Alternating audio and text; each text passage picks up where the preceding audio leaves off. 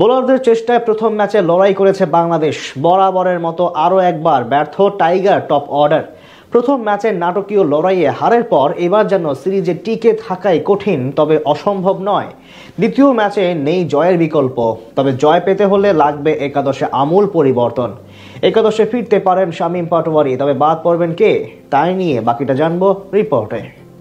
Top অর্ডারের batter দিয়ে নয়, মিডল অর্ডার ও লোয়ার অর্ডার দিয়েই যেন ম্যাচ জিততে চায় বাংলাদেশ। এর আগে আফগানিস্তানের বিপক্ষে সিরিজেও হয়েছিল এমন, এবার সেটার যেন পুনরাবৃত্তি করতে চাইল টাইগাররা। সব ম্যাচেই চাই মিডল অর্ডার ও লোয়ার অর্ডারের পারফরম্যান্স, তবে টপ অর্ডারের কাজ কি, প্রশ্নটা করা যেতেই পারে। আগে ব্যাট করতে নেমে ওয়েস্ট ইন্ডিজ সংগ্রহ করে 165 রান, জবাবে 149 রানে গুটিয়ে যায় বাংলাদেশ। 16 রানে হারের পর এখন সিরিজে টিকে থাকাই যেন সবচেয়ে বড় প্রশ্ন।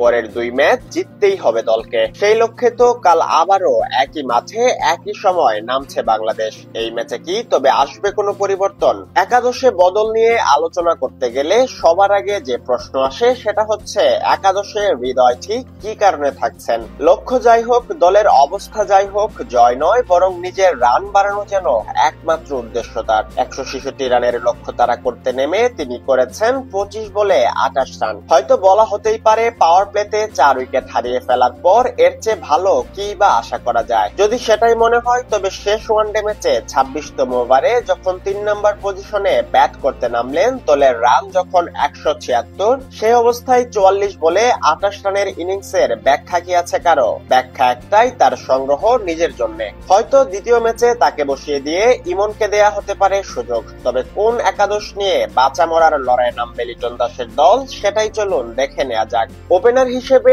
দারুণ শুরু পেয়েছিলেন তামিম, 5 বলে 14 রানে বিদায় নেন শেফার্ডের অবিশ্বাস্য ক্যাচে। দ্বিতীয় ম্যাচেও তিনিই থাকবেন দলে, তার সঙ্গী হবেন সাইফ হাসান। দলে নিজের প্রত্যাবর্তনটা সুবিধা হলো না লিটন দাসের। 8 বলে 5 রান করা অধিনায়ক কি দ্বিতীয় ম্যাচে 4 নম্বরে সরে গিয়ে ইমনকে 3 নম্বরে সুযোগ দেন কিনা সেটাই প্রশ্ন। যদি তাই করেন তবে বাদ পড়বেন হৃদয়।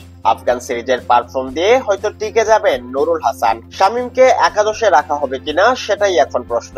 তাকে না রাখলে সুযোগ পাবেন জাকির আলী, যদিও সেই সম্ভাবনা কম। বলা নিরাপদ যে ব্যাটিং অর্ডারে শুধু হৃদয় বাদ পড়বেন, বাকিরা সবাই টিকে যাবেন। বোলারদের মাঝে দারুণ ছিলেন নাসুম আহমেদ, মুস্তাফিজুর রহমান ও তাসকিন আহমেদ, এই দুজনেই থাকবেন একাদশে। তানজিম সাকিব ও রিশাদ হোসেন বল হাতে বাজে গেলেও তাদের প্রতি দলের ভরসা ব্যাটিং এও। দলের হয়ে সর্বোচ্চ 27 বলে 33 রান করেছেন সাকিব। এদিকে ব্যাট হাতে দ্রুত রান তোলার ক্ষমতা রিশাদকে জায়গা দিবে দলে। সব ঠিক থাকলে সিরিজ বাঁচানোর মিশনে এমন একাদশ নিয়েই মাঠে নামতে পারে বাংলাদেশ।